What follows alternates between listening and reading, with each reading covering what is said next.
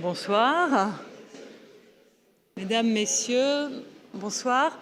Donc, je suis particulièrement heureuse de vous accueillir dans cet amphi Abbé Grégoire qui s'avère être un peu trop petit ce soir. C'est un grand succès. Je vous remercie d'être là. Et c'est la troisième conférence de ce très beau cycle que nous organisons au CNAM avec le Collège de France. Et nous aurons ce soir le grand plaisir de pouvoir entendre Stéphane Mala du Collège de France et Taraneh Sayadi du CNAM dialoguer sur ce beau sujet des intelligences artificielles, peut-être pas si artificielles que cela. Je suis l'administratrice générale du CNAM, Bénédicte Fauvard-Cosson, et c'est vraiment un honneur et un plaisir pour moi que de vous voir si nombreux ce soir. Bonsoir à toutes et à tous. Est-ce que vous m'entendez? Oui, je pense. Bonsoir à toutes et à tous. Je suis Alexandra Delbo. Je suis productrice à France Culture et c'est moi qui animerai cette rencontre ce soir. Aujourd'hui, on ne parle que de ça et c'est pour ça que vous êtes là si nombreux ce soir. L'IA, l'intelligence artificielle, est partout. Elle écrit des textes, génère des images, est disponible peut-être dès à présent dans vos téléphones. Face à elle, on oscille entre la fascination et la peur, une IA qui pense, une IA qui nous remplacerait. Derrière tout ça, il y a beaucoup de confusion et les médias d'ailleurs n'y sont certainement pas pour rien. Ce soir, on va essayer de revenir à des questions simples mais fondamentales. Qu'est-ce que l'intelligence artificielle? Comment fonctionne-t-elle? Pourquoi est-elle capable de résoudre certains problèmes extrêmement complexes? On prendra aussi un exemple concret avec des phénomènes physiques pour comprendre comment l'IA s'intègre aujourd'hui dans la recherche scientifique. On élargira cette question pour comprendre comment l'IA transforme notre manière de faire de la science, mais aussi dans la façon d'apprendre chez les plus jeunes. Pour en parler ce soir, donc, je vous représente les deux invités. Stéphane Mala, je commence par l'extérieur. Stéphane Mala, bonsoir. Bonsoir. Vous êtes mathématicien titulaire de la chaire Sciences des données du Collège de France et Taraneh Sayadi, bonsoir. Vous êtes mathématicienne titulaire de la chaire Calcul scientifique au CNAM. Deux formes donc de mathématiques pour parler de l'intelligence passive artificielle ce soir. Donc on va en parler pendant environ 50 minutes. Et après ça, ce sera votre tour, cher public, de poser vos questions. On a choisi ensemble de démarrer donc de façon très scolaire ce dialogue avec une simple définition parce que justement on s'y perd tous un petit peu. Je vais commencer par vous, Stéphane Mala. Est-ce que vous pouvez nous définir finalement ce qu'est l'intelligence artificielle et peut-être ce qu'elle n'est pas ou s'il y a des confusion des idées reçues justement là-dessus? Donc l'intelligence artificielle, en fait, ça a une définition assez simple, ça a été défini dans les années 60, c'est tout simplement d'avoir des systèmes informatiques qui sont capables de résoudre des problèmes que l'intelligence humaine est capable de résoudre. Et donc ces problèmes, c'est typiquement la perception, être capable de reconnaître des images, reconnaître des sons, de la musique, c'est raisonner, c'est être capable de prendre des décisions. Ça peut être faire des mathématiques, par exemple. Donc, c'est défini comme ça. Et c'est une discipline qui, d'abord, a commencé en informatique dans les années 60. Et puis, il y a eu deux grandes vagues, et on en parlera dans la suite. D'abord, ce qu'on a appelé l'intelligence artificielle symbolique. C'était basé sur ce qu'on a tous cru était l'intelligence, c'est-à-dire la capacité d'exercer sa raison, d'exercer de la logique. Et finalement, il y a une grande surprise, c'est que l'intelligence artificielle que vous connaissez maintenant, qui a totalement explosé, est basée sur des principes totalement différents. C'est ce qu'on appelle l'apprentissage statistique, et c'est quelque chose qui a une composante beaucoup plus empirique et qui, d'une certaine façon, change un peu la vision que l'on a sur la connaissance. Donc, on aura l'occasion de parler de tout ça. Exactement. Oui, celui-là marche aussi, c'est parfait. Même question pour vous, Taraneh. Je vais vous faire passer le micro entre vous deux. Voilà, on va faire comme ça pour regarder tout ça. Mieux vaut pour résoudre tous ces problèmes techniques d'abord. Est-ce que vous pouvez compléter finalement un peu la vision de Stéphane avec cette question de définition avec votre domaine? Comment est-ce que vous classez l'intelligence artificielle? Est-ce qu'il y a des mots, des termes qu'il faudrait ajouter selon vous pour compléter cette définition? C'est exactement, je pense Stéphane a dit tout. Je vais juste ajouter par une vision de quelqu'un qui utilise plutôt utilisateur des méthodes que développeur. Donc pour nous, c'est vraiment un outil qui est traitement de données. Donc il y a pas mal de données qui existent en physique. Donc ça nous donne la possibilité de les traiter, de trouver les features, les connexions qui existent dans les données que peut-être pour nous, comme utilisateurs, ce n'est pas très évident quand on se regarde nous-mêmes. Donc c'est une intelligence ou un outil c'est un plus de qu'est-ce qu'on peut faire comme ingénieur. Parfait, on a vu donc du coup un peu vos deux travaux, vos deux sphères. Taraneh, vous êtes plutôt donc utilisatrice de l'IA. Stéphane, vous êtes plus celui qui va essayer de comprendre finalement comment ça fonctionne. On va pour l'instant soulever le capot justement de cette IA avec vous Stéphane. On va essayer de comprendre finalement comment fonctionne l'IA. Il y a un élément, je trouve, qui revient souvent, c'est la notion de boîte noire. On dit que l'IA est une boîte noire, qu'elle produit des réponses, mais on ne sait pas exactement comment. Ça paraît d'ailleurs assez contre-intuitif en se disant qu'on a créé en fait l'IA de toutes pièces et qu'on ne sait pas exactement comment ça fonctionne. Alors oui, c'est le cas. Disons qu'on sait comment ça fonctionne d'un point de vue opérationnel, c'est-à-dire ce sont des algorithmes qui ont été développés par des informaticiens, des scientifiques, des chercheurs. Donc on sait comment les algorithmes fonctionnent, mais la très grosse surprise, c'est la performance de ces algorithmes. 2010, c'est au moment où les réseaux de neurones ont commencé à avoir des très bons résultats. Personne n'imaginait que dans les 50 ans qu'allaient venir, il y aurait des systèmes qui reconnaîtraient des visages aussi bien que l'humain. Et 3 ans après, c'était fait. 3 ans après, personne n'imaginait qu'il y aurait des systèmes capables de dialoguer comme vous pouvez le faire maintenant avec les LLM, ChatGPT, Co. Et maintenant, c'est une réalité. Et donc, ce que l'on a beaucoup de mal à comprendre d'un point de vue mathématique, c'est comment ces performances émergent, pourquoi on arrive à résoudre des problèmes aussi compliqués. Et pourquoi, et ce qu'on a beaucoup de difficultés à comprendre, c'est que ce sont des problèmes qui mettent en jeu énormément de variables. Si vous prenez par exemple une image, c'est un tableau de 1 million de pixels, donc 1 million de variables, qui vous donne le niveau de gris de l'image en chaque point. Eh bien, si vous posez une question sur cette image, par exemple, est-ce que dans cette image il y a un chat ou un chien, le nombre d'images potentielles étant exponentiel dans le nombre de variables, vous avez un nombre de possibilités complètement gigantesques. Et donc, on imagine a priori comme étant extraordinairement difficile, devant une telle étendue de complexité, d'arriver à trouver la bonne réponse. Et la raison pour laquelle, donc, d'un point de vue mathématique, ce problème est difficile, c'est qu'il faut comprendre quelles sont les structures du problème qui ont été exploitées par ces réseaux de neurones. Ce qui est difficile, c'est qu'un réseau de neurones, qui sont actuellement les machines qui obtiennent ces résultats, c'est un algorithme qui va mettre en jeu des milliards, voire des trilliards de variables. Et au départ, il y a une architecture, mais les paramètres à l'intérieur de ces réseaux, eh bien, ils vont être appris de manière à donner des bonnes réponses sur des exemples d'entraînement, des exemples où on leur dit « voilà l'exemple, voilà la bonne réponse » et ils essayent de reproduire le résultat. La surprise, c'est que ces algorithmes généralisent, c'est-à-dire que maintenant, si vous obtenez des nouvelles données du même type, eh bien, ils vont trouver la bonne réponse qui n'était pas dans la base de données du départ. Pourquoi ils généralisent ? Quel genre de structure ils ont été capables d'extraire pour généraliser et comment cet algorithme fonctionne pour obtenir ces structures, ça, c'est le mystère mathématique derrière lequel beaucoup de gens travaillent. Si j'appuie sur ce que vous venez de dire, c'est la grande différence finalement entre la mémorisation de quelque chose par une machine et l'apprentissage réel. Le fait d'apprendre et de pouvoir générer une réponse qui n'a pas été apprise par le passé, c'est ça qui a vraiment changé en fait dans l'IA récemment ? Oui, parfois il y a des gens qui parlent de ces algorithmes comme étant des perroquets stochastiques. C'est une très mauvaise image, c'est-à-dire que ces algorithmes ne sont pas des algorithmes qui mémorisent. S'ils mémorisaient, ce serait comme vous-même essayez de faire des maths en mémorisant les solutions, vous avez un nouvel exercice, vous êtes incapable de le résoudre. Eh bien, on est dans la même situation, sauf que ces algorithmes sont capables de le résoudre. Donc ça veut dire quoi ? Ça veut dire qu'ils sont non pas en train de simplement mémoriser les données, mais ils sont en train de comprendre quelle est la structure de problème de manière à résoudre un problème différent.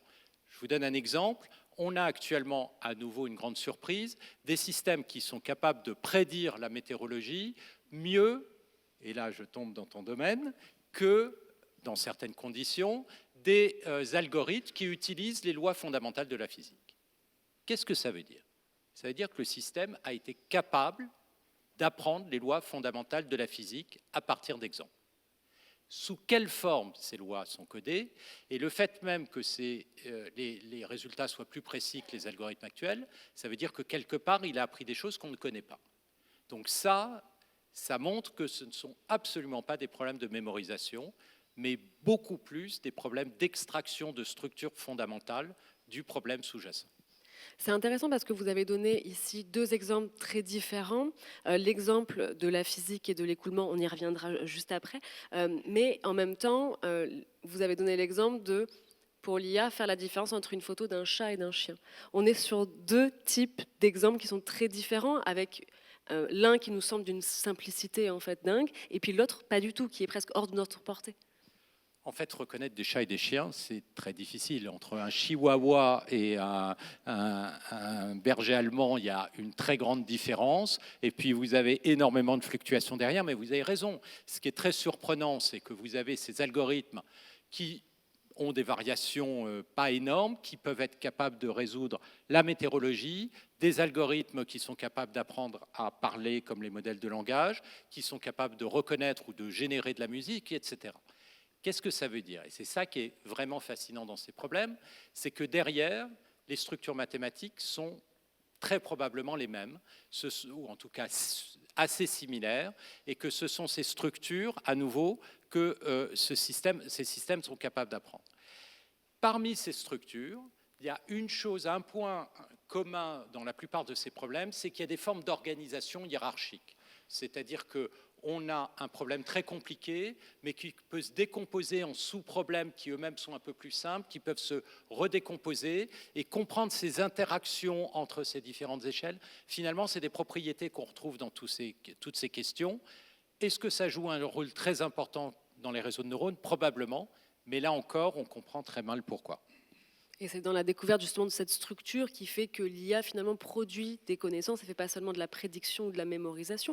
On va en venir justement à vos travaux. Tarané, vous travaillez donc sur ces phénomènes physiques comme le vent, les turbulences. J'ai pris ces deux exemples, j'espère que je tombe juste. Avant de reparler d'intelligence artificielle, j'aimerais comprendre, que vous me fassiez finalement un petit cours de physique, de comprendre pourquoi ces systèmes-là, la météo, le vent, les turbulences, les écoulements de fluide, pourquoi c'est si difficile à modéliser et à prédire pour nous qui avons déjà tant de connaissances. Oui. Donc ça et tous les modèles, tous les systèmes physiques, ils ont passé basés par les équations de physique. Donc il y a une équation avec plusieurs paramètres, et quand par exemple on regarde les météorologies, on voit les choses qui sont en différentes échelles, qui arrivent à différents temps, qui ont besoin de quelques conditions initiales qui changent tout le temps. Donc c'est un système très complexe à prédire, parce que les conditions initiales du système changent, les échelles du système changent. Si on regarde les océans, on regarde l'atmosphère, on regarde la tornado, comment on dit? Les tornades. Qui est construit et grandissent, ils sont les échelles qui changent tout le temps. Donc il faut avoir un modèle qui peut prendre ces conditions initiales, prendre les géométries du système et essayer de prédire s'il y a un nuage ici, comment ça va bouger pendant le temps, comment les échelles commencent à se dégrader. Donc c'est très difficile parce qu'il y a plusieurs échelles, plusieurs paramètres et les conditions qui changent tout le temps. Et est-ce que c'est pour ça qu'on ne peut pas prédire la météo à plus que 15 jours? Est-ce que c'est parce que tout change assez rapidement? Exactement. Donc ça dépend des données. Qui sont, parce que les météos, ça dépend des données qu'on voit avec les conditions qu'on mesure. Donc, ça, par rapport aux conditions qu'ils ont mesurées dans le temps, les prédictions de modèles changent aussi. Donc, c'est pour ça que c'est très difficile de prédire très longtemps. En plus, c'est un système qui est stochastique. Donc, pour un système stochastique, on a les temps de prédiction. qui est assez court parce que à nouveau de conditions, on peut vraiment changer les directions et trajectoires des choses. Donc, je voulais juste aussi ajouter par les comparaisons de chat, par exemple, au chien. Ça, pour moi, ça ressemble les choses qu'on veut faire en physique aussi. Parce qu'on veut trouver les structures, les features qui existent dans notre système et on veut savoir comment cette structure, cette feature change avec les conditions de notre système. Donc, pour pouvoir savoir si c'est un chat ou c'est un chien ou c'est un tornado ou c'est quelque chose de différent, il faut avoir un modèle qui est capable de faire ça. Donc, il y a pas mal de ressemblances avec les modèles physiques aussi dans ça. Et ça, l'IA intervient autant dans l'aspect modélisation que prédiction, parce que ce n'est pas tout à fait la même chose. Et ça intervenir dans l'aspect de modélisation. Si on a un modèle pour quelqu'un qui fait le physique, un modèle doit être prédictif. Parce que si on a un modèle qui est juste pouvoir dire quelque chose comme ça existe, ça c'est pas très intéressant pour nous parce qu'on veut savoir comment ça change, comment ça développe. Donc s'il y a vraiment pas partie de prédiction, c'est pas un modèle qui est utilisable. Et si on prend justement un exemple concret de là où l'intelligence artificielle intervient justement dans ce type de problème de modélisation, de prédiction en fait des problèmes physiques, est-ce que vous avez un exemple justement concret de comment en fait l'IA sert à produire une nouvelle forme de connaissance? Une nouvelle forme de connaissance. C'est simplement que ça. Oui, donc par exemple, j'ai un très bonne question. C'est toujours, à mon avis, une question qui est toujours ouverte. Mais par exemple, dans le modèle de turbulence, dans le système qui sont turbulents, ils ont des systèmes qui sont stochastiques, ils ont les systèmes qui ne sont pas très faciles à prédire. Donc, normalement, les choses qu'on a fait comme ingénieur dans le calcul scientifique, on a dit, OK, j'ai un système, j'ai une équation qui est capable de prédire ce système, mais c'est très difficile à résoudre. Donc, j'essaie de modéliser une partie du système qui sont très difficiles à résoudre avec mon équation. Avec mon modèle. Et donc, cette partie, c'était toujours empirique. Donc, c'était un parti qui est un ingénieur, un mathématicien, regardait les données en disant, je pense ici, c'est plutôt cette dérivée partielle qu'il faut mettre, ou c'est ça. Et donc, c'était vraiment par cette connaissance utilisateur. Et là, on peut utiliser IA. Parce qu'il y a une connaissance qui est construite par une base de données que nous, comme utilisateurs, on n'a pas assez à toutes ces bases de données qu'un modèle de IA peut se construire dessus. Donc, c'est une connaissance qui est pas capable pour nous, comme personne, de construire même. Mais un modèle de IA, c'est très facile d'utiliser. C'est une facilité d'utilisation en fait que vous soulevez. C'est une connaissance en plus aussi, parce que ça essaye de modéliser cette partie empirique qui a été construite par nous, mais peut-être pas très collée complètement au physique, en utilisant les données.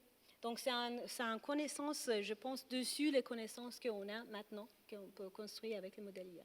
Et est-ce que vous avez un projet justement très concret sur lequel vous travaillez? J'avais l'exemple par exemple du vent et des parcs éoliens pour donner l'idée que justement il est très difficile en fait de prédire les vents. Ça paraît en fait ça ne paraît comme de pas être vrai en fait, mais on ne sait pas prédire les vents, on ne sait pas exactement les modéliser. Et donc il y a un enjeu par exemple dans le parc éolien pour estimer, je sais pas, la production énergétique, c'est ça? Oui, exactement. Donc pour l'instant, les choses il y a une question qui existe dans le parc éolien, c'est que comment on peut situer les différents Turbine. Turbines. Les différentes turbines.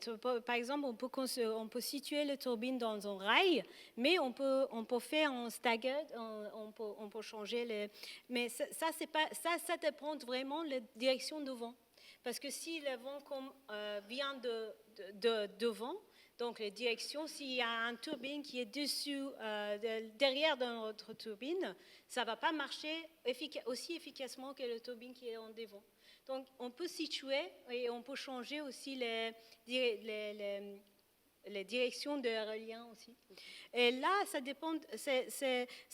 dépend pas juste de vent, mais aussi les différents paramètres qui viennent de l'atmosphère. Donc ça, c'est les satellites, par exemple, qui nous disent les températures ici dans l'atmosphère, c'est ça. Les parties de moisture, humidité qui est dans l'atmosphère, c'est ça. Et avec ça, on peut construire les bons vents que peut venir, les directions et aussi l'intensité de vent qui peut venir dans l'aérien. Et ça, c'est très difficile à faire. Parce que c'est beaucoup de paramètres, il y a beaucoup de senseurs, satellites qui sont là, qui nous donnent instantanément les informations. Et tourner un modèle à base de physique aussi vite que ça va être très, très cher, très difficile. On n'est même pas capable de faire ça. Mais avec un modèle qui est tourné à base de IA, c'est très vite et on peut y avoir les informations. Stéphane, vous travaillez. Allez-y. Je pense qu'il y a un élément qui est très important de comprendre. C'est que ces modèles d'IA, qu'est-ce qu'ils font? Ils calculent des probabilités. Donc, si jamais vous voulez connaître la réponse à un problème, en fait, qu'est-ce qu'un système comme ça va faire? Il va calculer quelle est la probabilité d'une réponse étant connu les données ou le contexte, et il va vous proposer comme meilleure réponse, comme étant la réponse qui va maximiser cette probabilité. Donc ce sont des machines à calculer des probabilités. C'est pour ça qu'on peut, avec une même machine, faire une démonstration de maths, ce qui est très surprenant, et calculer des configurations de systèmes physiques. Ce qui est une très très grosse surprise, c'est que des domaines tels que le langage ou les mathématiques, qui sont le domaine a priori de la logique, personne n'imaginait a priori qu'on pourrait parler tout simplement en générant des mots de façon aléatoire, en maximisant des probabilités et obtenir des textes totalement cohérents qui répondent à des problèmes, voire trouver des démonstrations. Et donc, c'est pour ça que c'est quelque chose d'extraordinairement surprenant. L'enjeu derrière tous ces systèmes, c'est effectivement, comme tu l'as dit nombre de fois, prédire, autrement dit, trouver la réponse la plus probable. Mais quand vous avez des réponses qui deviennent extraordinairement probables, eh bien, ça devient quasiment déterministe. Et quand vous avez des problèmes qui sont très structurés, comme des problèmes de démonstration, eh bien, les réponses les plus probables deviennent les chemins de la logique. Mais, à aucun moment, on impose de règles logiques dans ces systèmes. Par contre, dans la phase d'entraînement, on va dire cette réponse est bonne ou elle est mauvaise, et ça, on pourra le faire en faisant une vérification logique. Donc la vérification, la logique vient à l'extérieur comme élément de vérification, mais la démarche de génération passe par des probabilités. Et un des très beaux problèmes, c'est de se demander, est-ce qu'on fait la même chose avec notre cerveau? Est-ce que les mathématiques, on les produit par la logique? Beaucoup de mathématiciens vous diront non. C'est une forme d'intuition, on sent la chose, et puis ensuite, on vérifie le chemin parce qu'on maîtrise les outils de la logique. Et donc c'est ça qui est très intéressant et qui a vraiment changé notre perception de la connaissance. Si on continue aussi, parce que vous travaillez aussi sur ces applications en physique et notamment sur le fait de comprendre pourquoi ces méthodes d'apprentissage fonctionnent si bien sur des données issues de la physique, comment est-ce qu'interviennent finalement les maths à nouveau là-dedans dans vos travaux? Parce que en fait, ce que j'ai mentionné, c'est que donc, le problème, c'est de calculer une probabilité. Et comme on l'a tous les deux dit, cette probabilité, elle va dépendre d'énormément de variables. Donc, au départ, tout le monde s'est dit, c'est juste impossible. Le nombre de données qu'il faudrait pour apprendre explose totalement. Même si vous avez 80 variables, le nombre de données qu'il vous faut, typiquement, c'est plus que le nombre d'atomes dans l'univers. Donc si vous avez 1 million de variables, a priori, c'est sans espoir. Pourquoi c'est possible? Comme je disais, c'est de la structure. Ça veut dire quoi d'un point de vue mathématique?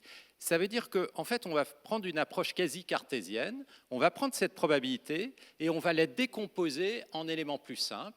On va l'écrire comme un produit de probabilités plus simples, un peu comme on prend un problème, comme je disais, on le divise en problèmes plus simples, comme la méthode cartésienne, et chacun des éléments plus simples, on va essayer de les apprendre.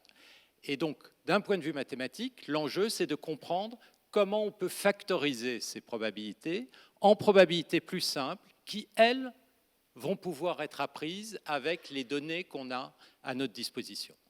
Et trouver cette factorisation, c'est d'une certaine manière ce que font ces systèmes.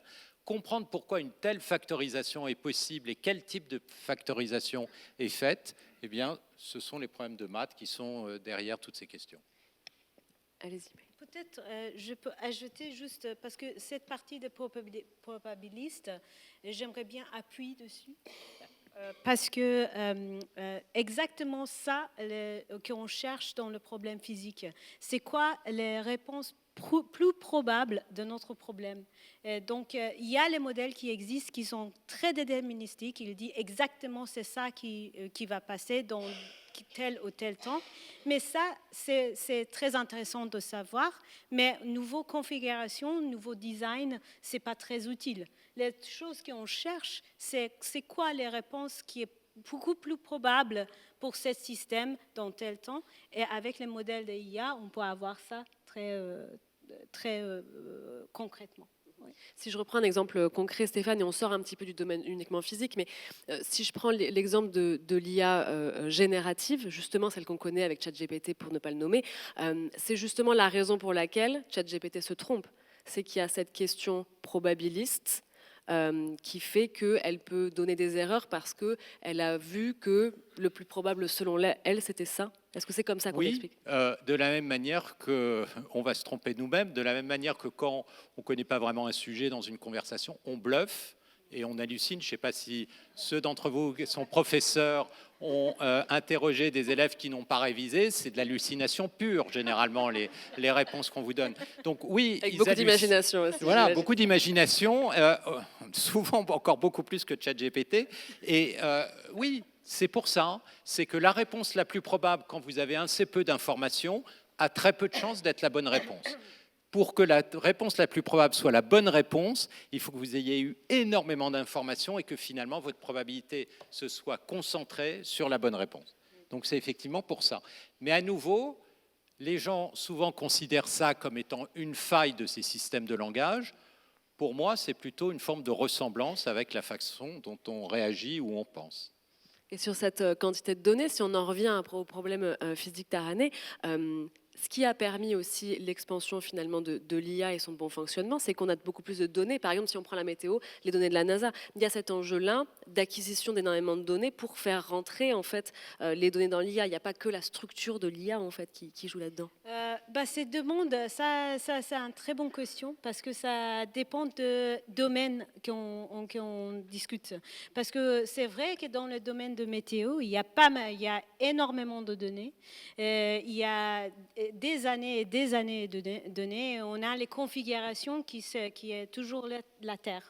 Donc, on a les configurations qui est très simple, on peut dire aussi, qui reste toujours la même. Donc, pour ça, c'est vraiment adapté parce qu'on a plein de données, on a la même configuration. Donc, on a les modèles IA maintenant avec GenCast, tout ça, qui marchent beaucoup mieux que le modèle traditionnel qui existait. Et donc, ils sont aussi capables de prédire les météos 10 jours après. Donc, ça, c'est beaucoup plus fort que le modèle qui existait avant. C'était 5 ou 4 jours avant. Et donc, ça, c'est vraiment le domaine qui marche très bien. Mais dans différents domaines d'ingénierie, par exemple les parcs aériens ou dans un engine, dans un avion, ils sont les configurations, les équations, ils sont toujours la même, mais les configurations, ça change tout le temps. Et les données, c'est pas aussi beaucoup aussi. Donc, on n'a pas accès à beaucoup de données parce que c'est très cher à générer. Donc, ça reste toujours un défi dans quelques domaines de physique. Comment on peut utiliser IA, comment ça reste toujours un outil qui complémente les modèles qui existent, mais lui-même, c'est pas aussi performant que le modèle qui existe déjà. Et Stéphane, justement, ça veut dire qu'il y a cet enjeu d'acquisition de données, mais aussi de meilleure compréhension des systèmes physiques, des systèmes n'importe lequel. Il y a une forme aussi de solution un petit peu hybride face à ça, où il faut qu'on ait plus de connaissances aussi pour mieux faire fonctionner l'IA à la fin. Oui, en fait, il y a un espèce d'échange entre l'information a priori qu'on a. Si on a beaucoup d'informations a priori, on n'a pas besoin de beaucoup de données. Si on n'a pas beaucoup d'informations a priori, il faut énormément de données. Donc quand on se retrouve dans des situations comme celle que tu as décrites, où on a très peu de données, alors il faut rajouter toute l'information a priori qu'on a, c'est-à-dire l'information sur la connaissance du système physique. Et à ce moment-là, toute la difficulté, c'est de mélanger cette information a priori qui est dans le cadre physique, mathématique classique, souvent des équations différentielles qui vous donnent l'évolution du système, avec l'architecture d'un réseau de neurones qui, lui, va calculer des probabilités avec une forme de langage interne complètement différente. Et pour être capable de mélanger ces deux formes de connaissances, d'une certaine manière, il faut comprendre les maths des réseaux de neurones. Il faut comprendre comment on peut traduire l'un dans l'autre. Et c'est effectivement fondamental, non seulement quand on n'a pas beaucoup de données, mais c'est aussi fondamental pour s'assurer que le système ne va pas halluciner quand il va conduire une voiture, parce que là, ça peut être beaucoup plus dangereux. Quand il va faire un diagnostic médical, autrement dit, on veut garantir des formes de robustesse, on veut garantir aussi des efficacités en termes de calcul, parce que efficacité en termes de coût énergétique. Donc il y a beaucoup de raisons pour lesquelles on a besoin de comprendre l'intérieur de ces systèmes et de comprendre le langage qui a été d'une certaine manière utilisé pour représenter le problème. Et comment, Tarané, comment l'IA en fait, a un peu changé la recherche de manière générale? Comment est-ce que ça a changé ces dernières années? Si on prend les 10 dernières années, vous êtes dedans. Il y a eu une explosion en fait là récemment, donc vous avez forcément vu ce changement en fait arriver. Comment ça a changé votre manière peut-être de travailler, de faire tous les jours, et puis de voir finalement aussi la science peut-être d'une manière un petit peu différente? Je peux dire que ça a changé beaucoup notre domaine. Là, alors, j'étais en train de préparer une présentation pour un autre sujet, mais je voulais juste savoir c'est quoi le nom d'articles qui sont sortis dans notre domaine autour de IA. Et si on regarde après l'explosion de IA qu'on a, c'est un nombre de recherches explosives dans notre domaine. Donc, ça dépend du domaine de physique qu'on regarde, mais c'est vraiment maintenant, je pense, un utile qui est indispensable dans notre domaine parce que c'est un outil qui est utilisé partout. Donc, comme Stéphane a dit, physics informed, en utilisant le physique ou lui-même, comme dans météo, je pense qu'il a changé complètement le domaine de recherche chez nous, au moins. Et vous, Stéphane, même question, parce qu'il y a eu aussi une transformation en fait assez récente. On va parler de l'éducation juste après, mais plutôt dans vos travaux un peu plus fondamentaux, en fait, comment ça a changé finalement votre vision? Alors, c'est en train de changer beaucoup de choses en mathématiques. Il y a encore 6-8 mois, personne pratiquement n'utilisait ces algorithmes comme ces modèles de langage pour travailler. En 6 mois, il y a eu un saut de performance et maintenant, beaucoup de gens, et en particulier pratiquement tous les jeunes, l'utilisent. Moi, ce matin, j'avais un problème que je n'arrivais pas à résoudre. J'y croyais pas, j'ai tapé la description en 10 lignes de ce problème et il m'a donné les bonnes pistes et j'ai gagné un temps fou. Et c'était vraiment pas un problème facile, c'est-à-dire que l'aide à la recherche est absolument énorme et une des raisons aussi, c'est qu'il y a une forme de connaissance quasi universelle de tous les articles qui ont été publiés. Donc faire des ponts par rapport à des choses qui ont déjà été faites, qu'on est incapable de faire parce qu'on n'a pas les mémoires ou la connaissance, mais ce n'est pas à nouveau simplement de la pure mémoire. Il y a vraiment cette capacité de résoudre des problèmes, une aide technique. Alors, ceci étant, ça ne remplace absolument pas les chercheurs parce que, pour l'instant, ce n'est pas capable de poser des questions intéressantes. Parce que poser des questions intéressantes, ça demande de comprendre le monde au-delà de ce qui a déjà été écrit, en particulier pour la recherche.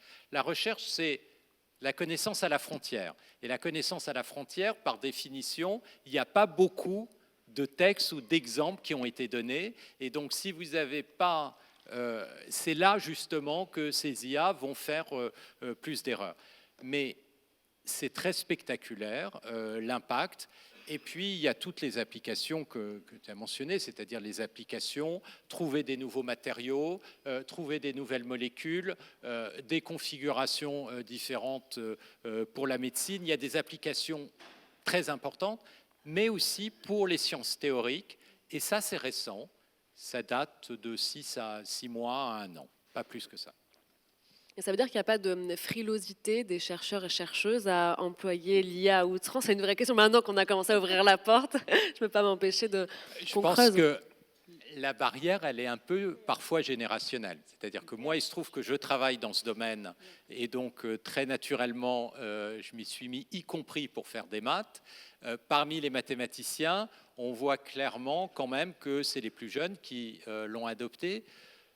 Ceci étant, pour certains jeunes, ça peut un peu faire peur parce que actuellement, c'est des systèmes qui ne sont pas... D'une certaine manière, ce qui est intéressant pour la recherche, c'est que ça nous force tous à prendre des risques. C'est-à-dire à être plus ambitieux et pas simplement essayer de travailler sur le prochain petit problème technique sur lequel on sait plus ou moins qu'on va être capable de trouver une réponse et publier, parce que maintenant, il va y avoir l'IA qui va être capable de le faire. Ça nous force à essayer de faire des choses plus innovantes, et ça, d'une certaine manière, c'est très positif. À prouver la plus-value, finalement. Tarané, je vous laisse répondre aussi. Oui, je suis tout à fait d'accord. On voit, ça va un petit peu avec l'âge.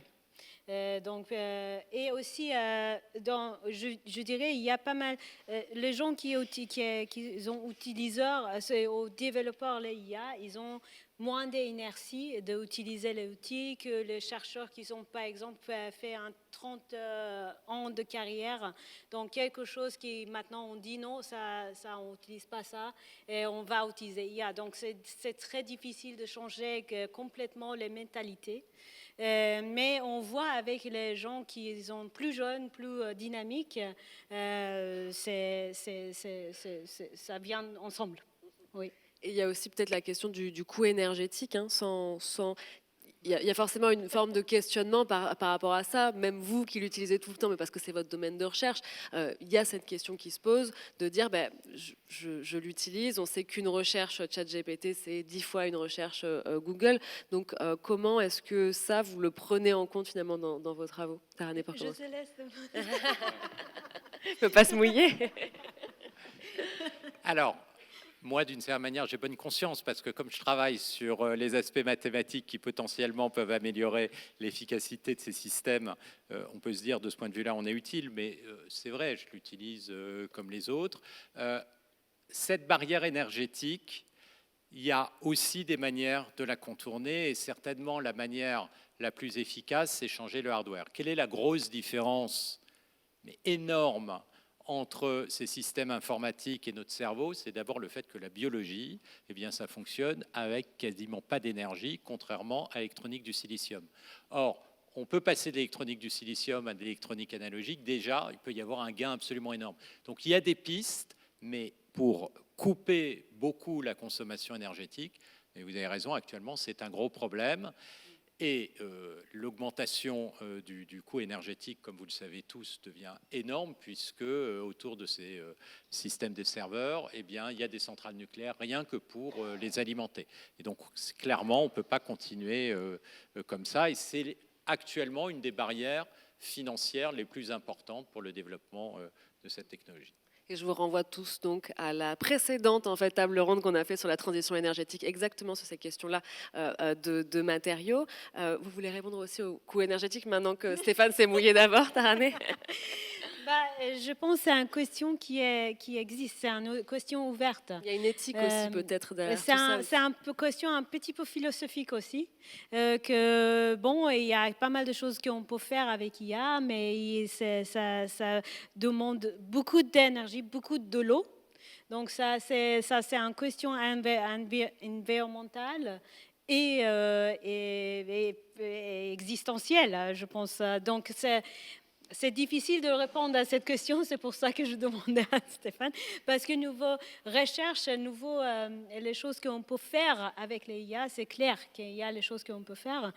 Mais à nouveau énergétique, c'est une autre question. C'est une question que tous les humains, il faut répondre, c'est utile ou pas.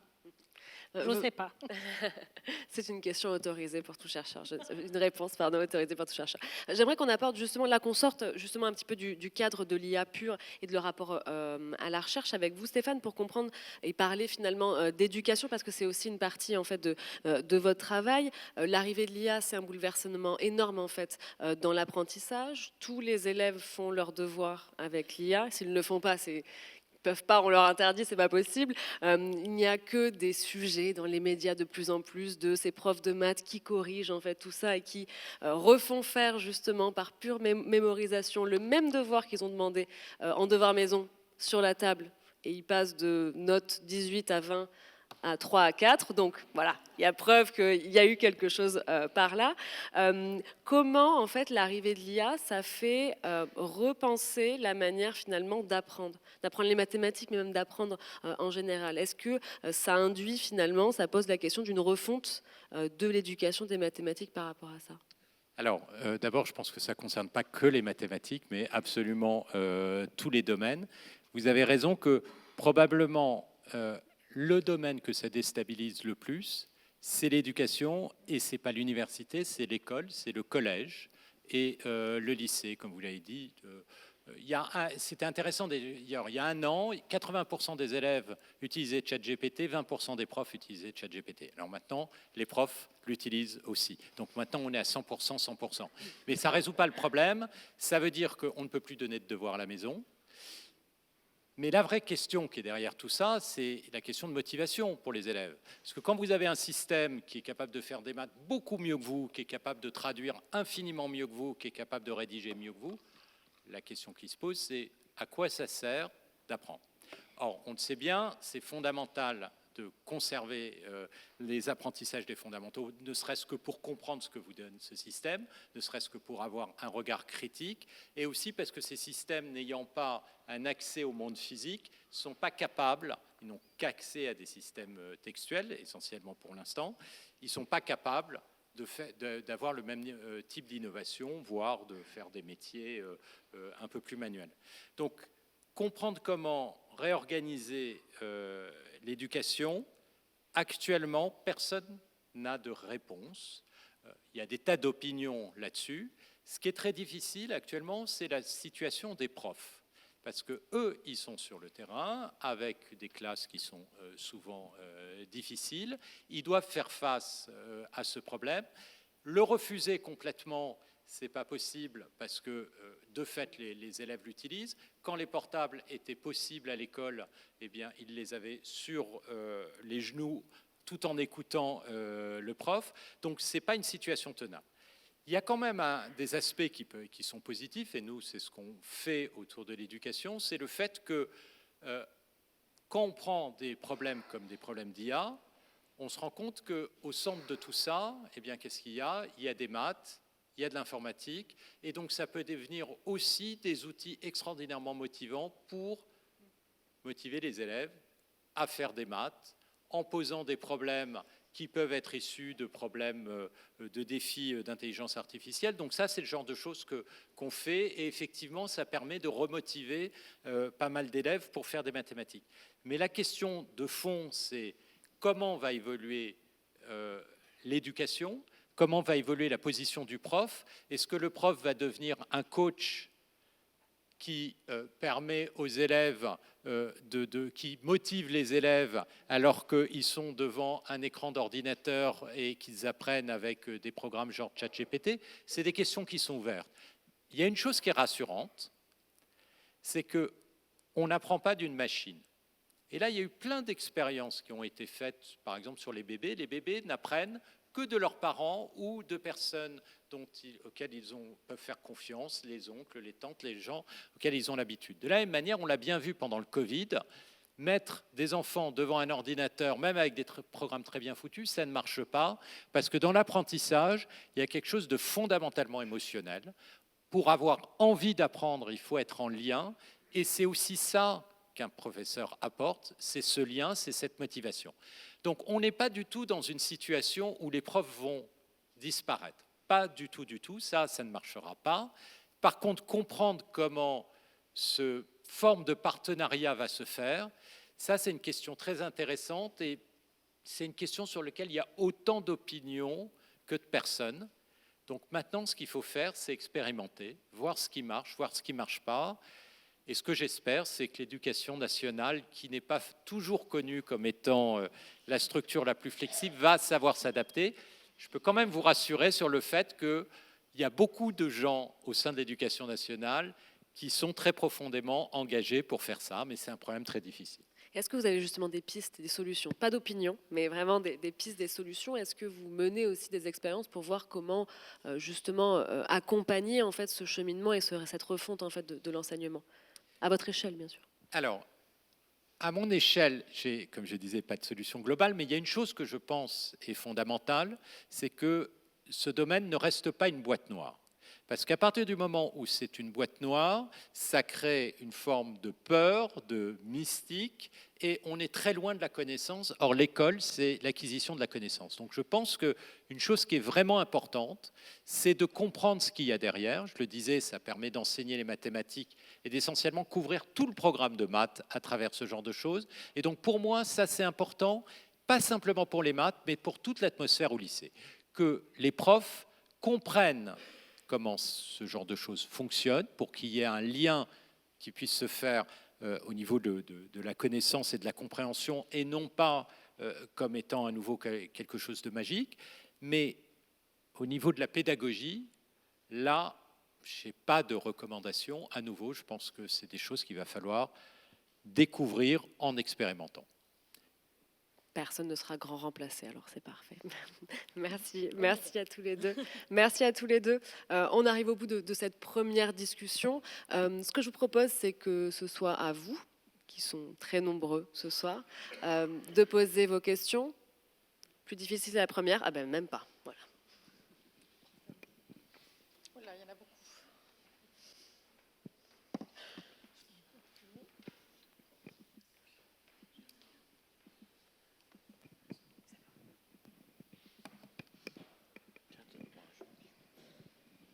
Oui, bonsoir. La question, elle va vous paraître un peu farfelue, mais en tout cas, c'est la mienne. Est-ce que vous pensez que l'intelligence artificielle va pousser l'homme à devenir plus intelligent? C'est des questions simples maintenant. Alors, il y a un niveau où on peut être pessimiste, c'est-à-dire que l'intelligence artificielle va nous faire perdre des compétences.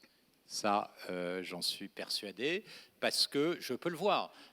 Pour calculer, au lieu de prendre mon papier, mon crayon, je demande à ChatGPT, il me fait le calcul. Alors moi, en l'occurrence, j'avais appris à faire ce calcul parce que il y a un an, ça n'existait pas. Mais si je ne l'avais pas appris, la motivation pour l'apprendre devient assez légère, tout comme vous utilisez votre GPS et vous ne regardez plus la carte. Par contre, je pense que l'adaptation va nous demander d'acquérir des nouvelles compétences pour pouvoir fonctionner avec ce genre de système. Quelles compétences? C'est la question. Et alors, sur ce genre de sujet, moi, j'ai observé que là, à nouveau, la barrière de l'âge est très importante. J'ai plus de 60 ans. Quand on commence à avoir plus de 60 ans, on commence à avoir une vision un peu pessimiste du futur. On se dit, ça va être la cata, ils vont plus rien apprendre, etc. Je pense qu'il faut se contrôler dans ce genre de choses, se rendre compte qu'il y a le biais qui est un biais d'âge, et aussi il y a le fait que quand on a tendance, quand on essaye de faire de la prédiction sur ce genre de choses, à tirer une ligne droite, comme si le système n'allait pas s'adapter. Or, oui, je pense que le système va s'adapter et que d'autres types de connaissances vont émerger, mais je ne peux pas vous dire lesquelles.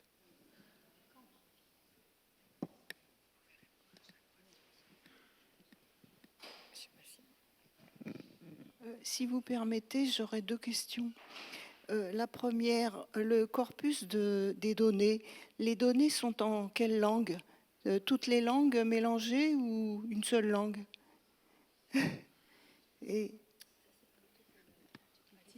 Et la deuxième question, dans la veille scientifique, on recherche les données faibles. Donc c'est le contraire de la probabilité. Comment ça peut marcher? Alors, je vais répondre à la première et tu répondras à la deuxième. La première, c'est dans quelle langue? En fait, ce qui se passe, et c'est un autre des résultats assez spectaculaires, c'est que ces systèmes apprennent toutes les langues en même temps. Et le fait d'apprendre l'anglais va avoir beaucoup d'éléments d'anglais, va vous aider à apprendre le français. Mais ça, c'est quelque chose, pour ceux qui maîtrisent une langue étrangère, auquel on a l'expérience. Moi, quand je suis parti aux États-Unis, j'écrivais mal le français. Je suis revenu des États-Unis, j'avais beaucoup écrit en anglais. Tout d'un coup, j'écrivais bien le français. Donc, il y a des transferts, c'est la même chose. Et comment c'est fait? C'est qu'en fait, les langues sont ce qu'on appelle en termes mathématiques, les mots, sont plongés dans un espace géométrique. Et ensuite, qu'on prenne un mot anglais ou qu'on prenne un mot français, il va être plongé plus ou moins au même endroit. Et donc, tout ça va être traité de la même façon. Donc, toutes les langues sont traitées de la même façon. Avec les langues? Ah, oui, alors avec des structures différentes. Donc là, je ne sais pas, c'est-à-dire je ne sais pas comment est fait ce plongement. Mais ce qu'on observe, c'est que des mots qui signifient à peu près la même chose ou qui correspondent à des concepts à peu près similaires se retrouvent au même endroit.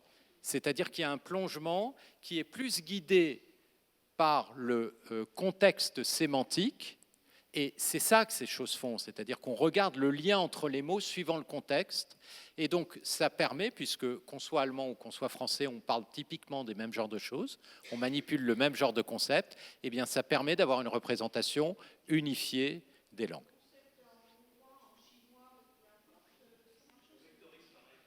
Et pareil, c'est-à-dire on observe qu'il y a des similarités, oui, et que les plongements. Mais c'est à nouveau des choses qu'on comprend mal, hein, je dois dire.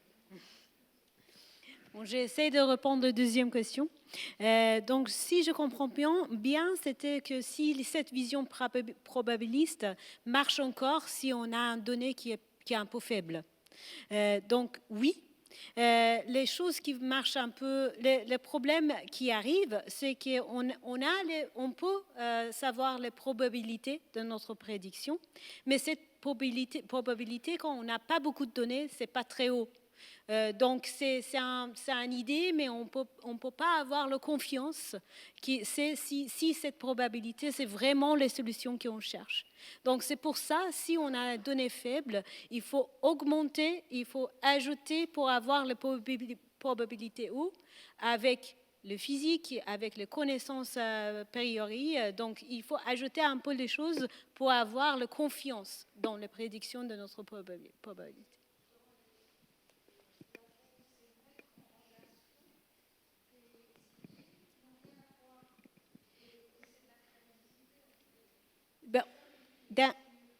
En fait, il essaye de prédire la même chose. Donc, il y a par exemple, en physique, on a les modèles qui essayent de prédire le même événement, mais ils sont peut-être un peu très chers à utiliser. Mais on peut utiliser les probabilistes, la façon probabiliste, parce que tous les modèles, on peut utiliser en façon probabiliste, en fait. Donc, on n'utilise pas les choses qu'ils ont ici et ici, on essaie de converger les choses avec les connaissances qu'on a. Donc ça, c'est le travail de chercheur. Comment on peut utiliser les connaissances probabilistiques avec les choses qu'on sait déjà, avec les connaissances qu'on a, pas avec les systèmes. Je ne sais pas si c'était clair. Oui. Quand vous parlez, vous avez raison, des signaux faibles, on arrive à avoir un signal fort en agrégeant des signaux faibles qui, en apparence, sont distribués.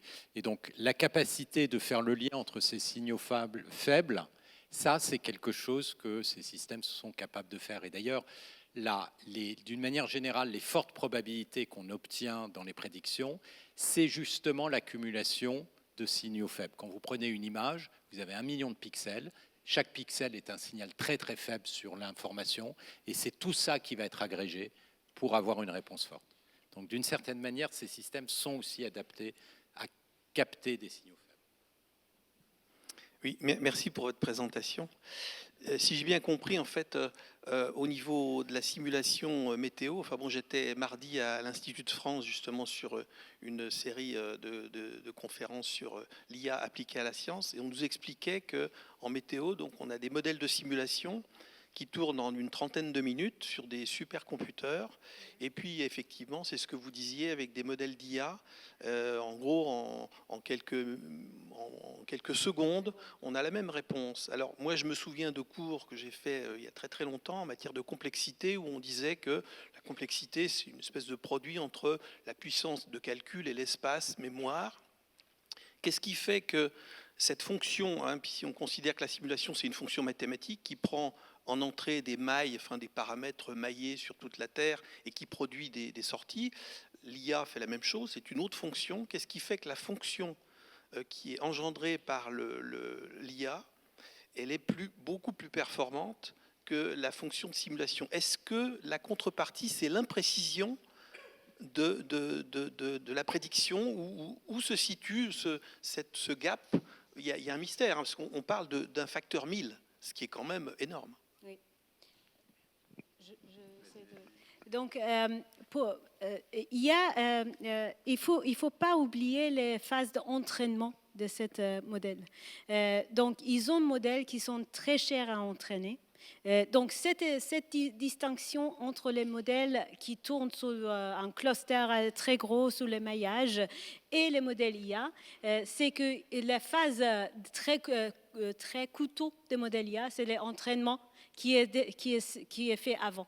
Donc, si on a le modèle qui est généralisé, qui est capable de généraliser, oui, on paye pour cette phase d'entraînement, mais on a un modèle qui est capable de très vite prédire les choses qui sont hors du domaine d'entraînement, qu'on ne pouvait pas faire avec les modèles qui sont traditionnellement on utilise. C'est un peu comme les tables arc-en-ciel pour la cryptographie. Oui, j'ai complété cette réponse parce que c'est vrai que ça a quelque chose de bizarre. On a l'équation différentielle de la physique, ça demande énormément de calculs. Comment on peut le faire avec beaucoup moins de calculs? C'est que les équations de la physique, elles vont s'appliquer à n'importe quelle donnée. Quoi que vous donniez, vous pouvez donner l'atmosphère autour de la Terre, de Jupiter, n'importe quoi, vous pouvez envoyer les équations de la physique, elles sont complètement agnostiques. Alors que le système d'entraînement, lui, il s'est spécialisé sur des données qui sont les données de la Terre. Et du coup, vous pouvez trouver des raccourcis, parce qu'il y a des configurations que vous n'allez jamais rencontrer, et du coup, vous pouvez calculer beaucoup plus efficacement. Donc la chose qui est très importante, c'est que par contre, si tout d'un coup, vous essayez sur des données complètement différentes, eh bien les équations de la physique, elles vont toujours marcher, alors que là, votre système d'IA va totalement se planter. C'est ça, c'est le couplage entre la physique et la configuration spécifique des données qui fait cette espèce de miracle d'accélération. Encore le temps pour des questions.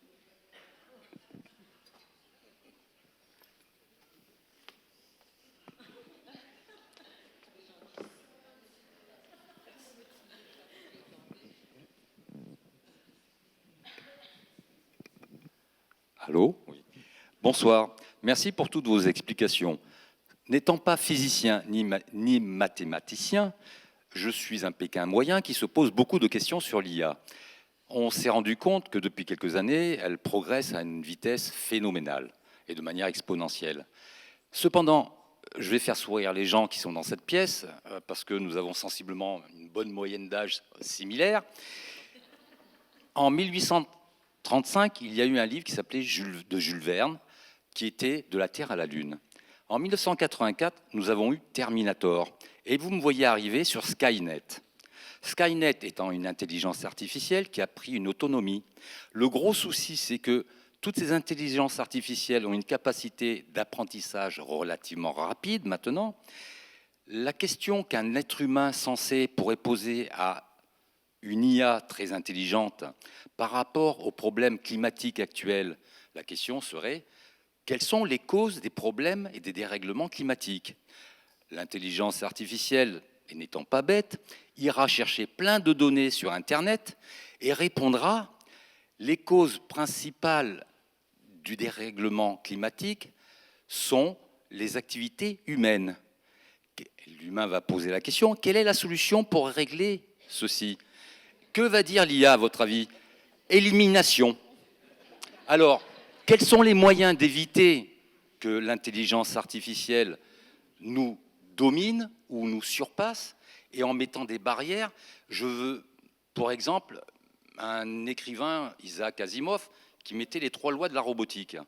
Alors, quelles sont les capacités de l'être humain actuel pour éviter qu'on en arrive à des situations extrêmes? Surtout quand on voit actuellement ce qui se passe dans le monde au Moyen-Orient actuellement.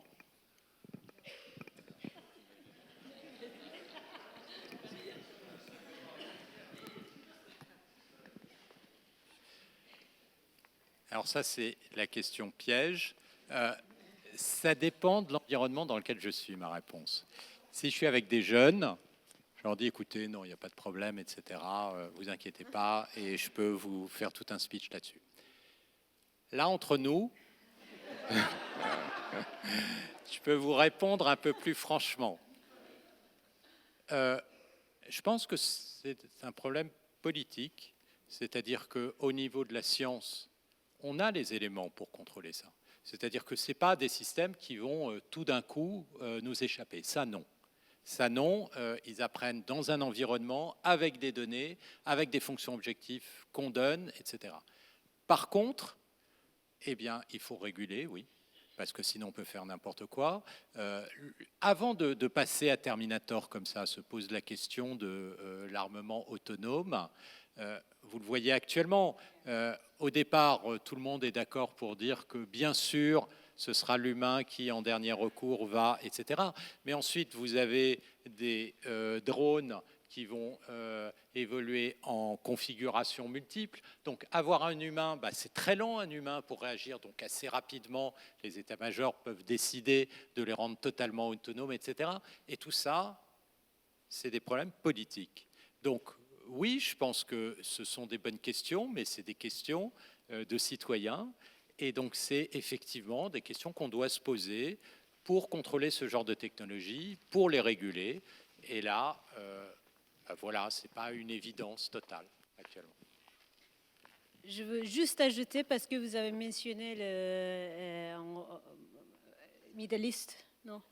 Moyen-Orient. Donc, je pense que c'est une question qui est en cours, parce que je ne sais pas si vous connaissez the War Department, States, département de guerre aux États-Unis. Il est en train d'être dans un processus judiciaire sur les problèmes de l'IA. Donc, c'est maintenant, c'est un processus judiciaire qui court aux États-Unis autour de ça. Donc, je pense que c'est un problème qui est à nous, nous, les peuples citoyens, de gérer. Donc, je ne sais pas c'est quoi la question, mais je suis plus pessimiste que Stéphane.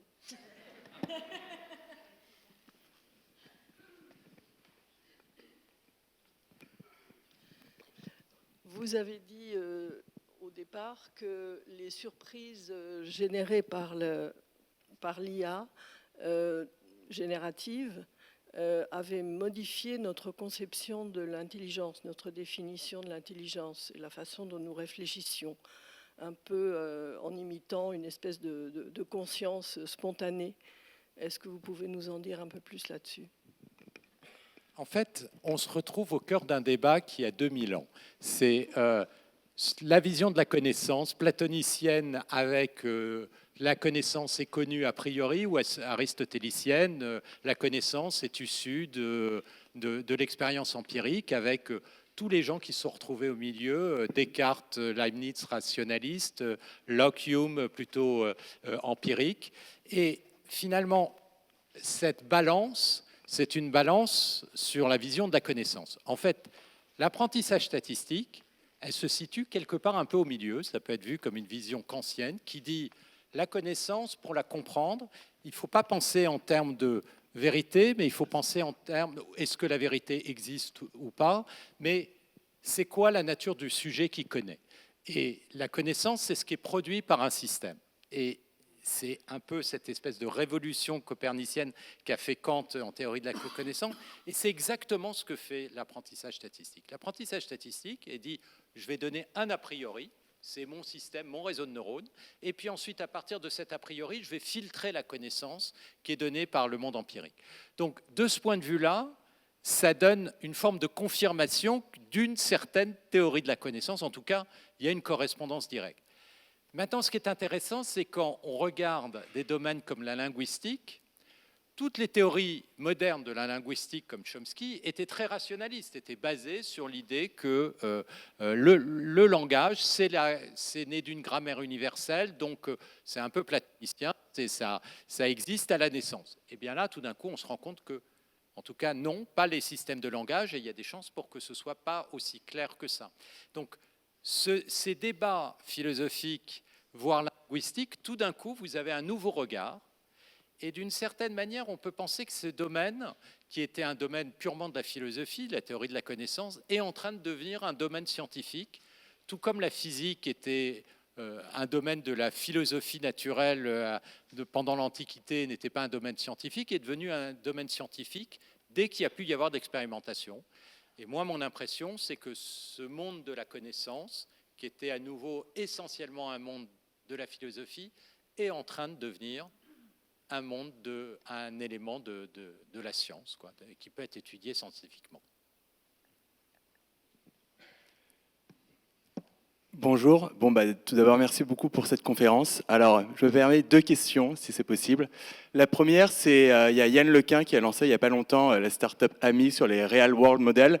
Donc, pour ceux qui... Enfin voilà, je suis ici, pardon. Hop, je suis ici. Donc les Real World Models, donc si j'ai bien compris, justement, l'idée est un petit peu de donner une meilleure compréhension du monde physique et des déterminismes physiques au modèle d'IA. Est-ce que vous pouvez nous dire si vous pensez que c'est une réelle avancée, enfin un vrai changement de paradigme, je dirais, dans les modèles qui sont utilisés, et si vous pensez que ça va permettre de rendre les modèles vraiment plus intelligents par rapport à ce qu'ils sont aujourd'hui. Donc ça, c'est la première question. Ma deuxième question, je rebondis sur ce que vous venez de dire. Je pense qu'en France, on a la chance d'avoir des gens comme vous qui connaissent beaucoup de choses sur l'IA, aussi des gens très forts en sciences cognitives. Je pense à Stanislas Dehaene, je pense à toutes ces personnes-là. Est-ce que vous vous êtes rapprochés depuis ChatGPT, etc., pour mettre en commun vos connaissances? Et est-ce que du coup, maintenant, pour mettre en commun vos connaissances, et est-ce que vous savez si la manière dont fonctionnent ces intelligences artificielles sont proches de la manière dont fonctionne le cerveau, ou est-ce que c'est quelque chose qui n'est pas encore tranché? Voilà, merci beaucoup.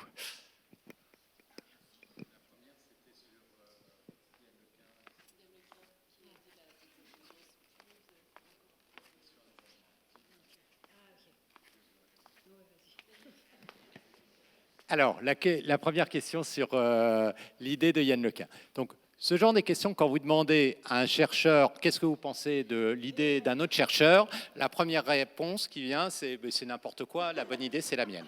D'accord? Donc, il faut déjà filtrer par ce genre de réaction. Moi, je pense que c'est une idée qui est intéressante. Yann Lequin est un chercheur exceptionnel. Maintenant, il y a plein de problèmes autour de cette idée, comme n'importe quelle idée de recherche, parce qu'il faut définir qu'est-ce que c'est que ces world models. Alors, d'un point de vue communication, c'est très intuitif, mais en fait, ce n'est pas si évident que ça. Quand on parle de world model en physique, on est en train de parler d'interaction de particules, et donc là, on commence à se rapprocher justement des modèles un peu plus classiques d'IA, qui sont très similaires aux modèles de physique statistique. Donc c'est une vraie question de savoir si, à partir de là, va émerger une vision complètement différente. Moi, je pense que c'est toujours très intéressant que des chercheurs partent dans des directions différentes, et en plus, il a levé 1 milliard, c'est très bien, et donc il aura les moyens de pouvoir poursuivre cette idée, j'en suis ravi. La deuxième question, c'était sur... Ah oui, alors le rapprochement avec la neurophysiologie et les sciences cognitives, oui, il y en a beaucoup. Il y en a beaucoup, on le voit sur le cerveau où il y a des types de calculs qui sont très différents. Alors il se trouve que moi j'avais beaucoup travaillé sur ce qu'on appelle des ondelettes, des petites ondes. Eh bien, on les retrouve dans la cochlée et dans le système visuel. On la retrouve dans les premières couches des réseaux de neurones. Ensuite, dans les couches profondes, il y a eu beaucoup d'études qui montrent qu'une partie des réponses neuronales sont fortement corrélées avec une partie des réponses des réseaux de neurones profonds. Mais à nouveau, il y a aussi des grandes différences. Donc, et d'une certaine manière, ce n'est pas complètement surprenant. Si vous revenez au problème, pour résoudre ce problème, il faut le structurer. Ce problème, il n'a probablement pas des milliards de solutions différentes. Donc le fait que deux systèmes qui s'adaptent au même problème retombent sur des solutions un peu similaires n'est pas aussi surprenant que ça. Maintenant, le lien avec Stanislas Dehaene, qui est un collègue, oui, on discute beaucoup de ce genre de choses. Il observe aussi dans ses propres expériences des formes de convergence. Lui a une vision un peu plus rationaliste, des choses un peu plus proches d'une certaine manière de la vision originelle de Chomsky, mais oui, les expériences qu'il fait sont fascinantes et montrent qu'il y a des formes de correspondance. Donc il y a beaucoup de chercheurs, et je pense que ça c'est un des plaisirs de ce domaine, c'est un domaine très pluridisciplinaire, où les chercheurs travaillent ensemble sur ce sujet avec des points de vue complètement différents, des physiciens, des mathématiciens, sciences cognitives, neurosciences, etc. Je suis tout à fait d'accord avec Stéphane. Je dis rien sur les collègues. Donc, c'est juste une petite remarque sur la relation entre le cerveau, les entraînements dans le cerveau et entraînement dans le réseau de neurones. C'est une nouvelle recherche qui apparaît aux États-Unis. Je pense que c'est si vous êtes intéressé, c'est à Chicago, qui regarde, parce que l'entraînement dans le cerveau, c'est local. Donc, c'est un noix qui localement est entraîné, mais dans les réseaux deep neurones, c'est complètement connecté. Donc, il y a les versions analogues qui viennent d'être développées, qui est locale. Et c'est complètement analogue. Et ça, il montre, je pense que c'est quelque chose de nouveau qui vient d'apparaître. Il montre que ces entraînements, c'est très très vite. Il ne prend pas beaucoup d'énergie, beaucoup moins que l'énergie avec les CPU et GPU et tout ça. Et donc, ça peut être en direction, des nouvelles directions pour l'entraînement de neurones local training. C'est pas vraiment frisé, c'est vraiment localement fait analoguement. Donc avec les signaux électriques localement traînés. Et donc c'est très intéressant, c'est complètement différent avec les trainements qu'on fait maintenant.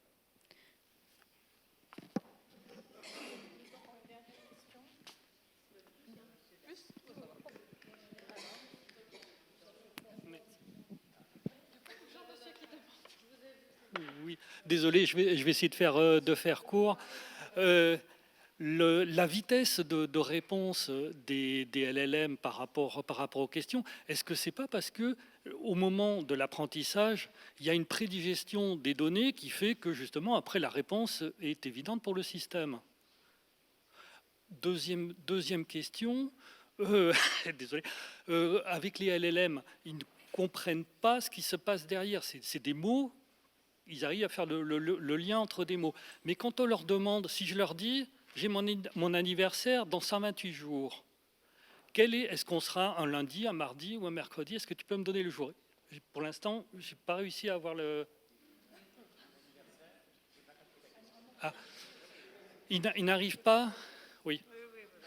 Enfin, à mon avis, ils n'arrivent pas à faire un calcul itératif qu'un programme en Python... Alors, ça, c'est des choses qui évoluent très vite dans les versions. Mais je vais répondre. Votre première question, est-ce qu'il y a une forme de compression de la connaissance? La réponse est oui. Ça, c'est absolument sûr. Maintenant, quand on vous pose une question, vous répondez vous-même rapidement. Hein. Donc, le fait que ce soit rapide... mais oui, il y a une forme de compression de l'information. Sinon, effectivement, il irait chercher dans des régions qui sont... extraordinairement lointaine. La deuxième question.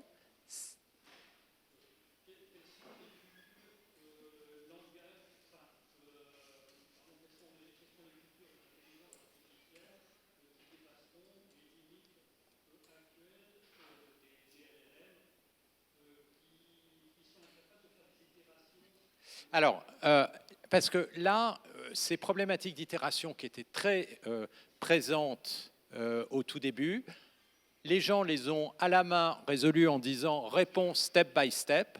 Et maintenant, dans les algorithmes qui font des raisonnements assez puissants, en fait, c'est introduit. On appelle ça en anglais des chain of thought, des chaînes de raisonnement. Et donc, ça, c'était des problèmes architecturaux qui maintenant sont résolus de mieux en mieux. Il faudrait peut-être rappeler qui a créé l'algorithme. Beaucoup de gens.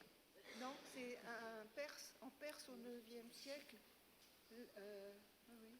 Et d'ailleurs, dans ces pays-là, on ne dit pas algorithme, on dit le nom de ce monsieur, Al-Kawa, un truc comme ça. Oui. Je pense que c'est bon à rappeler parce que les gens pensent que c'est tombé du ciel comme ça il y a 3 jours. Moi, j'ai une question de fond. Est-ce que l'IA est capable de reproduire des sentiments? Oh, Stéphane, Et j'ai une seconde question très courte.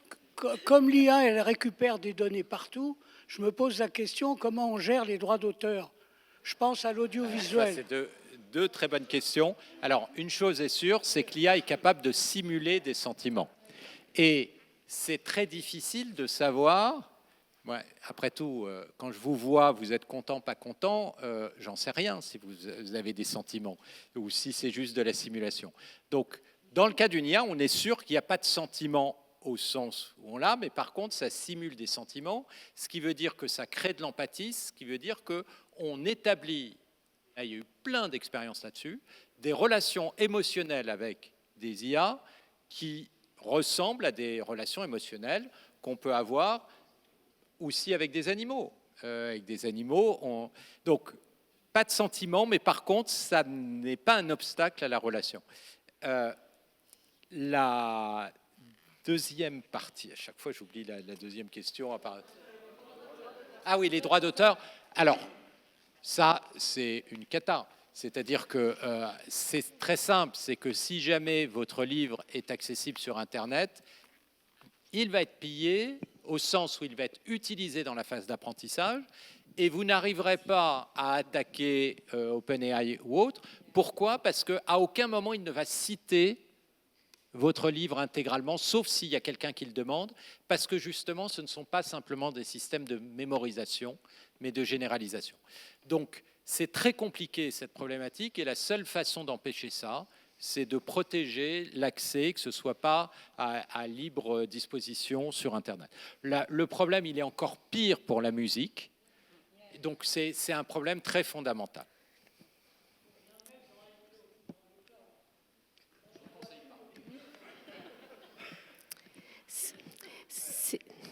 S'il vous plaît, vous êtes des mathématiciens. Et j'ai trouvé au début ce que vous disiez sur la capacité, l'IA, il peut résoudre des choses que l'humain peut résoudre, mais comme un scientifique sait le faire. Et quand vous avez dit ça, je me suis dit, mais finalement, l'IA aujourd'hui usurpe son territoire et va résoudre des choses que l'humain résout, mais où il n'a pas besoin de l'IA. Et l'outil de mathématiques, de réflexion, de capacité de concentration, d'élaboration, et tout ce travail assez incroyable que l'humain peut faire, qui est une capacité propre à l'humain, là, il y a quelque chose. Alors, je trouve que l'IA, c'est extraordinaire. Hein. C'est important que je précise ça. Je ne suis pas opposée. Mais on est fasciné d'un coup par le fait que l'IA pourrait faire des choses aussi remplacer l'humain, fondamentalement sur des choses de base. Et aussi, l'autre aspect, c'est toutes les questions et qu'on a aussi ici et que l'on a tous. Mais est-ce que l'IA peut reproduire un sentiment? Est-ce qu'il peut faire de la musique? Est-ce que vous êtes, lorsque vous avez dit sur la relation, c'est pas un sentiment, mais ça n'empêche pas la relation.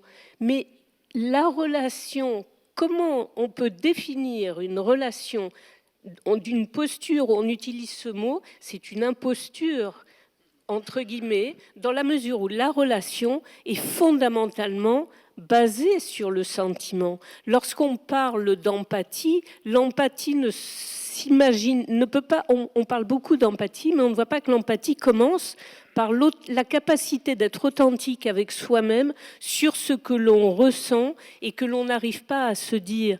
Donc, ce qui me fait réagir, je trouve très intéressant, et c'est pas une critique, on est tous dedans, et c'est tous les pièges et l'intérêt de ce qui avance, c'est de constater que vous utilisez le langage des gens du marketing pour parler des consommateurs. Vous-même, vous vous faites piéger et vous parlez des physiciens, des scientifiques, en fonction de leur âge. Ils sont frileux parce qu'ils ne veulent pas. Ça me fait aussi penser dans les grandes entreprises, lorsqu'on veut faire passer fondamentalement des changements, ceux qui résistent au changement vont être stigmatisés de cette façon.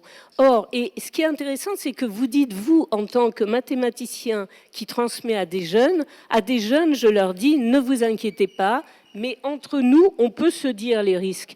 Mais est-ce que là, vous ne devriez pas, au contraire, changer, inquiéter les jeunes, leur donner la capacité d'inquiétude et de se poser la question, et ne pas séparer la dimension de citoyenneté. Alors, aussi. Il y a énormément de questions, et là, je me sens concerné, donc je m'excuse, je vais répondre. Je vais essayer et puis j'ai une très mauvaise mémoire, moi, par contre, donc je vais essayer de répondre à quelques-unes de ces nombreuses questions. La première question que vous avez posée, qui est très fondamentale, qui est, après tout, ces systèmes récupèrent les connaissances de l'humain, donc c'est une adaptation directement aux connaissances fondamentales de l'humain. Derrière cette question, il y a la question de est-ce que ces systèmes peuvent être créatifs? Est-ce que ces systèmes peuvent apporter des choses qui n'étaient pas là avant? Ça, la réponse, c'est oui, en partie. Quand on regarde, par exemple, les jeux de Go, eh bien, c'est des stratégies totalement nouvelles qui sont apparues.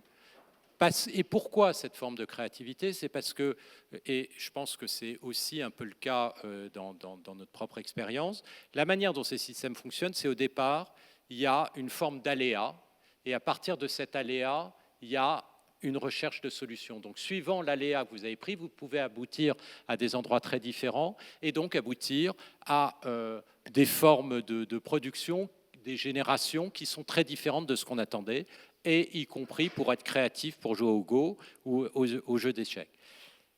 En ce qui concerne, alors vous avez dit beaucoup de choses sur moi-même, mes réponses et mes nombreux biais marketing. Là-dessus, en ce qui concerne cette question de qui les adopte ou qui ne l'adopte pas, ce n'est pas un jugement. À nouveau, moi-même, j'ai plus de 60 ans, donc je ne suis pas particulièrement jeuniste. C'est simplement une observation. Je prends mes collègues et il y a une raison qui est très simple. C'est que moi, apprendre des choses totalement nouvelles dans un domaine totalement nouveau, eh bien, c'est difficile. Et c'est plus difficile que pour un jeune qui a 20 ans et qui va éventuellement se lancer dedans. Donc, moi, je fais la même chose et mes collègues qui ont mon âge font aussi à peu près la même chose. Et donc, je trouve ça tout à fait naturel. Et c'était cette question. Donc, je m'inclus dans les personnes d'un certain âge qui s'adaptent moins qu'un jeune de 20 ans. Je revendique ça pour moi-même, en tout cas. Et puis, en ce qui concerne cette question laquelle je répondais de sentiments, quand je parlais de relations, la question qui se pose, c'est est-ce que la relation va dans les deux sens? La relation, clairement, ne va pas dans les deux sens, mais elle va dans un sens.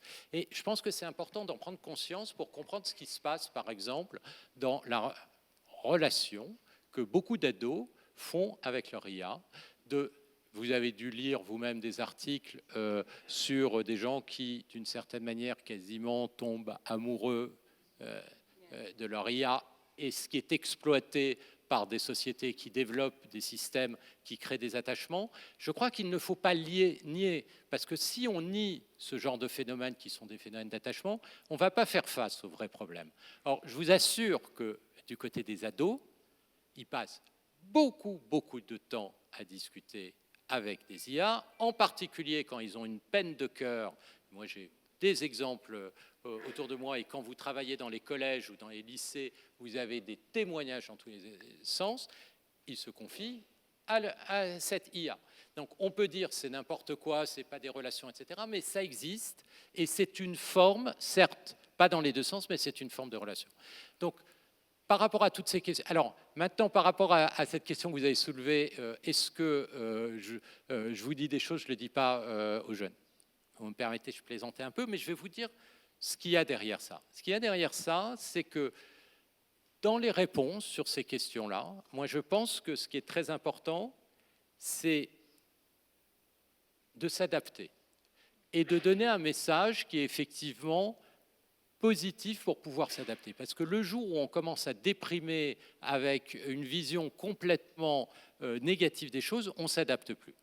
Et donc, je vous ai dit ici, oui, je suis inquiet, mais je vous ai aussi dit, je pense qu'il faut s'adapter, qu'il y a des manières de s'adapter, et que quand on voit tout droit, on voit le catastrophisme et qu'il faut éviter ça. Et donc, c'est ce que je dis généralement aux jeunes, et je vous le dis aussi à vous. Il y a encore... Pardon. Peut-être je peux compléter un petit peu par rapport de collègues, par rapport les amis qu'on voit. C'est toujours, on sent de temps en temps les résistances avec les IA. Mais à mon avis, IA, c'est une révolution. Ça va rester avec nous. Donc, si on résiste, il n'y a pas de solution. Il faut être active, il faut partager dans la discussion. Et si on voit il y a les choses qui peut-être ne vont pas, on peut faire quelque chose avec. Mais que résister, ça va aider personne, je pense. Je vais...